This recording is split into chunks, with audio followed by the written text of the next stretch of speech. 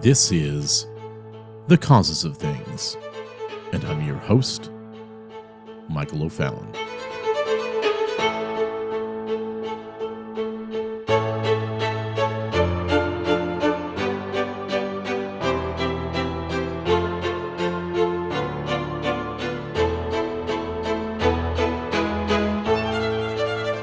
I'm in Nashville, Tennessee, serving as a messenger of my church, a member of the Conservative Baptist Network, a manager of some events on ground for other organizations here on the ground in Nashville, and a representative of sovereign nations. I'm here to serve others and to vote properly. But over the past few weeks, our news has been dominated by a massive scandal. A scandal of epic proportions that has rocked our nation. The lies, cover-up, flip-flopping and ridiculous fake narratives pushed by Dr. Anthony Fauci, the ultimate technocrat, the expert that, as we know now, would stand on stage and spout meaningless rhetoric and pseudoscience as the nation gradually began the process of deconstruction due to his mandated responses to the virus. And over the past 2 years, the entire nation, and in many cases the entire world, was held captive by the expert. The man who many considered to be the one who would give you individually, and all of us as the nation, the prescription of how to survive and defeat the virus. While all the while, the virus ended up defeating the United States and the world as we were catapulted into a great reset of everything we know to be true. Of course, Dr. Fauci has flip-flopped on a number of things. First declaring masks unnecessary, and then declaring masks absolutely mandated, and then to declaring that multiple masks were now needed.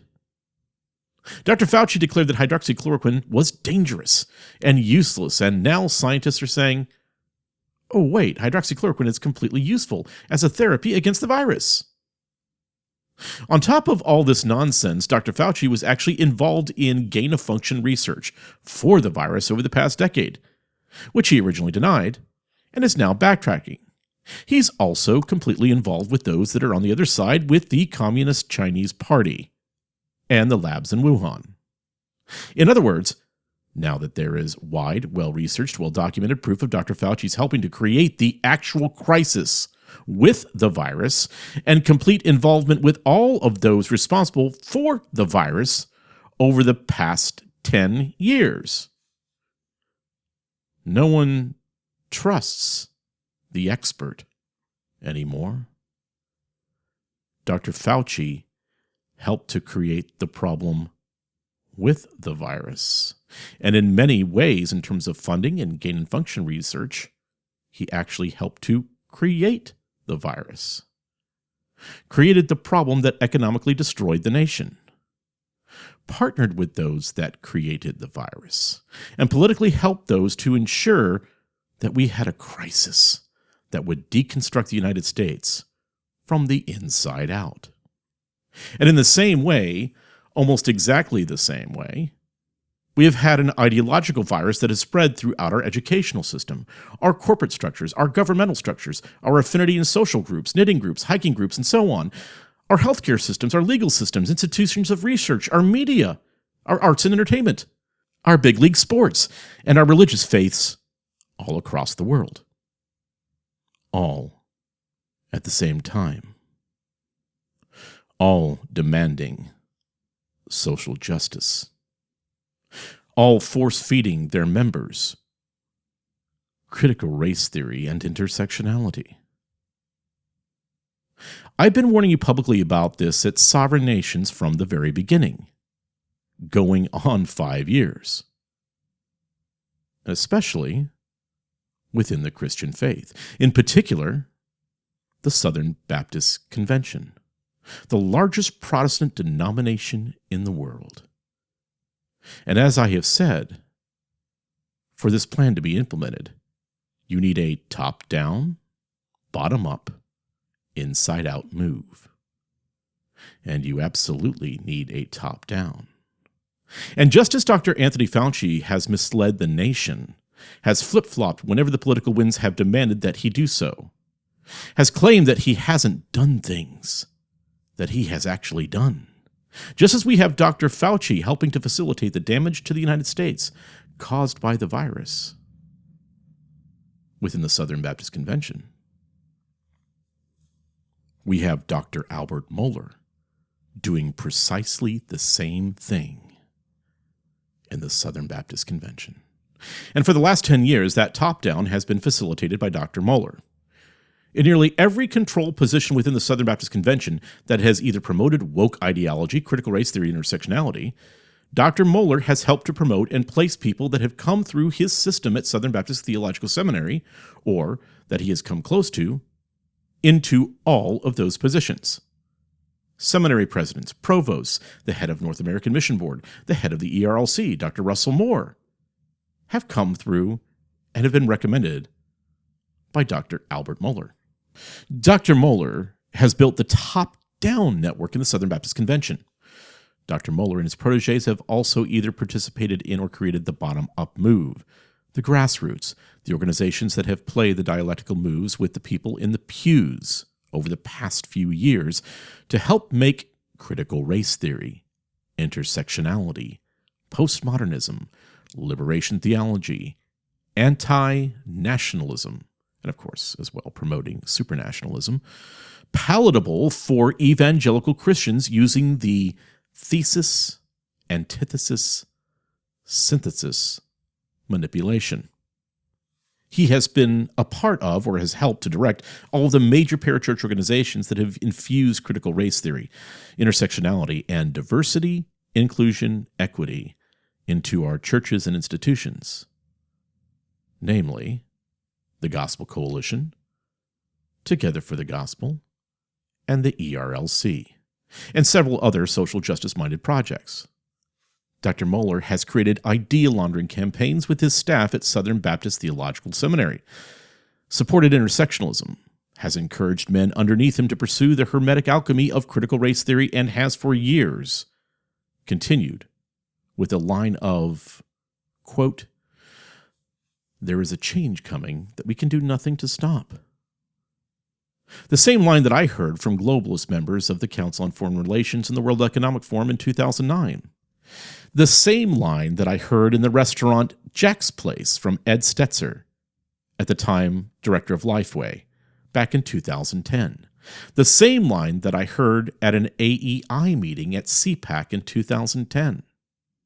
The same line that I heard from the late Arnie Sorensen of Marriott International. The same line that I heard at a United Nations 2030 Agenda meeting in Las Vegas in the summer of 2019. The same fatalistic phrase from Dr. Mohler. And of course, Dr. Mohler has been a client of mine in the past. I have had several personal conversations with Dr. Mohler about these issues over the years, pleading him to take a different path. I have spoken to him personally on the phone. I have spoken to him while in Europe, although I believe Dr. Mohler dismissed my knowledge and advice on these issues at the time. I mean, gosh, I was just there to run his events. Plus, Dunning-Kruger syndrome can be quite debilitating. I spoke to Dr. Mohler alone privately while we walked the corridors of Churchill's war rooms underneath London. I spoke with Dr. Mohler with a group of other concerned men, which included Josh Buice, Tom Askell, James White, Craig Mitchell, Daryl Harrison, Paul Washer, and others. I tried to deal with these issues with Al's actions personally, and then something happened. Well, first of all, we did release the statement on social justice and the gospel. Dr. Mohler was not invited, and he can blame me for that, not anybody else. Dr. Mohler, Tim Keller, and others responded with tepid criticism and with the insistence that we all still needed to hear from the critical race theory crowd. He kept using the phraseology of, quote, systemic racism and, quote, systemic oppression. Dr. Mohler did not take a stand against critical race theory or intersectionality. After the Sovereign Nations Conference prior to G3 in Atlanta, Georgia in 2019, where Josh Buice, Tom Askell, Phil Johnson, James White, Vodi Bakum, Tom Buck, and I went after CRT, intersectionality, social justice, and other issues, all of a sudden, Dr. Mohler started to claim that he was opposed to critical theory. Dr. Mohler brought in the neoconservative globalist David French to explain intersectionality to his students. By the way, Josh Buice absolutely hit it out of the park at that pre-conference. You can find that presentation on intersectionality, Brave New Religion, on Sovereign Nation's YouTube page. Well, yes, it was time, all of a sudden now, in mid-2019, for Dr. Mohler to employ the old Mott and Bailey to start changing his positions. Yes, it was time for Dr. Mohler to carefully and strategically transition from being the thought leader of the social justice movement in the Southern Baptist Convention and now appear to have a more moderated and, yes, very much confusing position. This, quote, being strong when unquestioned, end quote, and then wholly disowning any claims to the strong position by retreating to a weaker position is referred to as the Mott and Bailey strategy, or the Mott and Bailey fallacy. As described at Dr. James Lindsay's New Discourses, quote, there is a rhetorical strategy called the Mott and Bailey that is getting increasingly famous lately. This is because it is one of the central tools of the critical social justice movement. In that strategy, named after a kind of castle, a highly defensible Mott position, like "we just want to treat people more fairly," is maintained while also pushing a more radical Bailey position, such as, quote, "we need to radically remake our school systems so that no one can fail." Activists advance the Bailey, the strong and aggressive position, and, when pressed on it, retreat to the Mott until scrutiny and pressure go away. At which point, of course, they return to the strong Bailey, end quote. And that is exactly what Dr. Mohler has done. And this is also exactly what has been happening within the Southern Baptist Convention and at Al Mohler's Southern Baptist Theological Seminary. After Sovereign Nations, G3 Ministries, Founders Ministries, Grace to You, Conservative Baptist Network, Conversations That Matter, Pulpit and Pen, Capstone Report, A.D. Robles, Enemies Within the Church, Vodibaka Ministries, and many, many others took up the cause to push CRT and intersectionality out of the evangelical church. Dr. Mohler and Danny Akin retreated from their 2012 to 2018 strong Bailey position, which openly embraced and advocated for the ideas behind critical race theory and intersectional language, and back to the weaker Mott position that characterizes that usage merely as a nuanced way of looking at the universal problem of sin. Simultaneously, Dr. Mohler can be observed suddenly switching course to publicly opposing critical race theory all of a sudden now in 2019 and 2020. But in private, behind the scenes, little has changed. Dr. Mohler continued to support and employ all of his staff who were previously teaching critical race theory and intersectionality while dismissing conservative professors such as Dr. Russell Fuller, who opposes it. So in the weaker, more moderated Mott version of Dr. Mohler, he can claim to be the one with the reasonable position, can claim to be the conservative, and can even challenge some issues with critical race theory. And now Dr. Mohler wants to proclaim himself as the only one who can fix these problems as SBC president. Fix? Well, I guess that depends on what you mean by fix. What Dr. Mohler means is, quote, create a third way, end quote, even as stated recently in a New York Times article. Dr. Mohler is the synthesis candidate.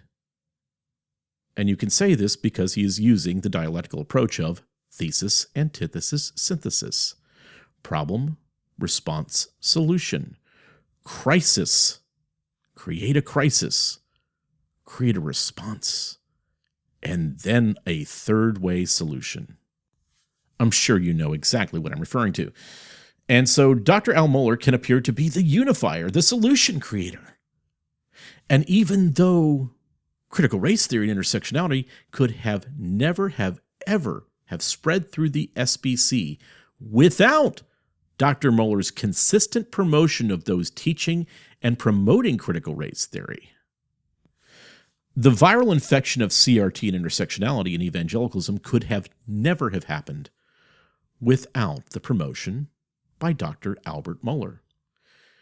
And while we were in the woke renaissance between 2012 and 2019 of the aggressive Bailey stage of CRT infusion in the SBC, Dr. Mohler himself was platforming the very worst characters in the critical race theory army. Why do you think it was necessary for SBTS and Dr. Mohler to take down or edit countless articles and videos of Dr. Matt Hall, Dr. Curtis Woods, and Dr. Jarvis Williams from the SBTS website? Why? Because when sovereign nations and all the previously mentioned ministries began our strong, articulated, accurate pushback against critical race theory and intersectionality, Dr. Mohler had to retreat to the weaker, more reasonable Mott, the more reasonable position. And this is exactly what politicians do. And this is why the 11th commandment exists in the SBC. The 11th commandment, of course, is that no Southern Baptist should speak poorly about another Southern Baptist. And what this does is that it allows the dialectical river to flow and to allow those promoting horrible, destructive, cancerous ideas to retreat to the Mott, the more reasonable position, when they are exposed. And if the SBC as a whole does the right thing, they will end this process. They will end this nonsense. It is duplicity. And deceptive men like this are counting on good, honest, godly men to, quote, believe the best, end quote, of men like Al Mohler. In other words, men like Albert Mohler and Danny Akin are demanding that good, godly men believe only their weaker, more reasonable Mott positions, the more reasonable position that they have now retreated to. Believe on the Mott position instead of their Bailey or previous aggressive positions before they were challenged. And as soon as the political winds shift back in the favor of Dr. Mohler and Dr. Akin's Bailey or aggressive position, they will jump back on the Bailey bandwagon. And if Albert Mohler is elected the president of the Southern Baptist Convention, he will do exactly what he has done at Southern Baptist Theological Seminary: appoint folks who will support the Bailey position in committees up and down the Southern Baptist Convention. Now, there are other men in the Southern Baptist Convention presidential race. There are two conservative, godly men, Randy Adams and Mike Stone. Both are solid, godly pastors who want to rid the SBC of the ideological virus of critical race theory and intersectionality, and also rid the SBC of the methodology that allows the virus to exist in the first place. I respect Randy. I don't believe that Randy can win this time around. I more than respect Mike Stone. He is a man that has shown outstanding character and has the resolve and intelligence to fight the fight that needs to be fought in the SBC. There's also Ed Litton, who is an egalitarian, semi-progressive, CRT concept-embracing pastor who is also in the race, but he is simply there to ensure that there is not a runoff between Mike Stone and Al Mohler. And if a good man, a righteous man, Randy Adams, continues to stay in the race, it will almost guarantee an Al Mohler presidency. It also gives Dr. Mohler the opportunity to be in a runoff against Ed Litton, where Dr. Mohler can certainly play the conservative against Ed Litton. He gets the opportunity once again to play the Mott. Now, I'm sure there are some that will question this analysis from the current situation with Dr. Albert Mohler. Let me additionally offer this. 1. From 2010 until 2019, Dr. Mohler has hired professors such as Dr. Jarvis Williams, Dr. Matt Hall, Dr. Curtis Woods, who blatantly teach critical race theory and intersectionality at Southern Baptist Theological Seminary. There have been countless videos, articles, many of them, of course, that I've said before, have been edited or taken down, that have supported these radical cancerous ideologies. Dr. Mohler promoted these men without public criticism. Dr. Mohler then requested that these men create an idea laundering piece using the principles of critical race theory and lensing, purpose to deconstruct the past of his own seminary and denomination. 2. Dr. Mohler has served on or participated with leadership at the Gospel Coalition and at T4G, two dialectical machines purposed to gradualistically bring wider evangelicalism towards wokeism. He has never publicly criticized either organization, their materials, their videos, some of their presentations, or their leadership. He has even facilitated meetings before and after the MLK 50 at Southern Baptist Theological Seminary. And yet, Dr. Mohler and every single seminary president in the Southern Baptist Convention castigated and criticized Dr. Tom Askell for his By What Standard documentary trailer. So the SBC seminary presidents will break the 11th commandment when it exposes their critical race theory infused dialectical approach, but will retreat back to their 11th commandment when it comes time to defend the criticizing of their own. So in the end, you really only have the following choices when assessing the situation with Dr. Mohler. And here is the logical possibilities of how you can view these confusing actions with Dr. Mohler. Number 1, this is the first possibility. Dr. Mohler is just not aware of all the issues with critical race theory and intersectionality, and just, he's ignorant of the actual problems themselves.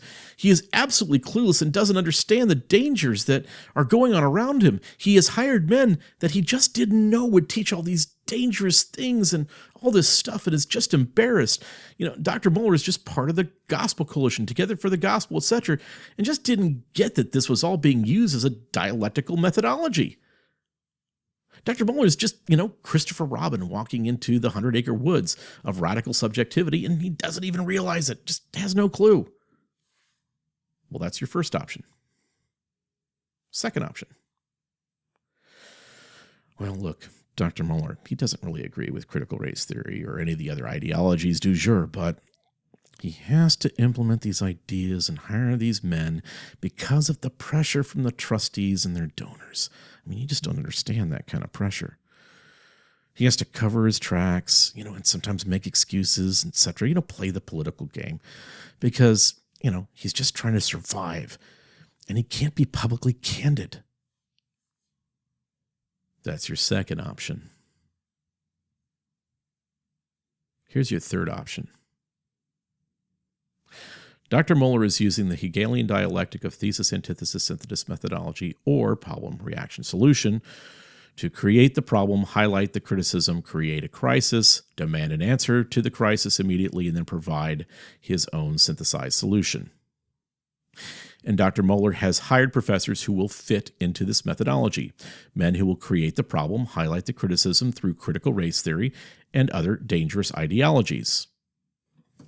Dr. Mohler, Dr. Aiken, and J.D. Greer will as well raise up men like Dr. Neil Shenvi, Pat Sawyer, maybe Michael Feinstein, who will then act as a Praetorian Guard to ensure that it's their imprimatur that is given when anybody criticizes Dr. Mohler, Dr. Aiken, or somebody else that's within their seminaries in regards to issues with critical race theory and intersectionality. Just tell those people, you really don't understand these issues. You just need to be quiet.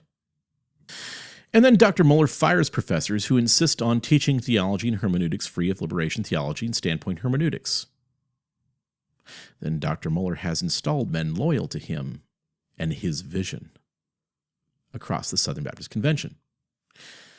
And as well, Dr. Mohler will then participate with every Reformed evangelical group that has pushed critical race theory and intersectionality in the United States and the UK without one bit of criticism or rebuke of those men.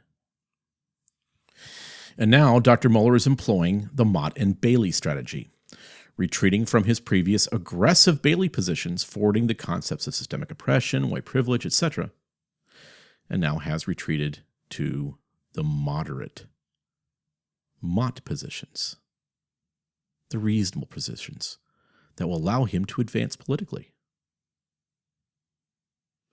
Those are your options, folks. And any of the three options that I just gave would mean that Dr. Mohler shouldn't be the man leading the Southern Baptist Convention. And there really aren't any other options. And that is why I'm supporting Mike Stone to take the reins of the largest Protestant denomination in the world with nearly 17 million members across the globe, and an SBC with considerable political power. This is no small issue. And Dr. Mohler used that political power to try to defeat Donald Trump in 2016. He used that political power to try to defeat Judge Roy Moore in 2017. I don't believe that Southern Baptists can afford to elect a man who uses Machiavellian techniques to manipulate elections, manipulate evangelicalism to accept critical race theory, offer quid pro quos for silence, use mainstream media to pummel their opponents, and who will use the Mott and Bailey to cover their previous tracks. Southern Baptists need honest, faithful, godly men in leadership in 2021. And ladies and gentlemen, I believe that Pastor Mike Stone is that man. I pray that Southern Baptists will choose Mike Stone this Tuesday and begin a new chapter of biblical faithfulness. I'm Michael Fallon, and this has been The Causes of Things.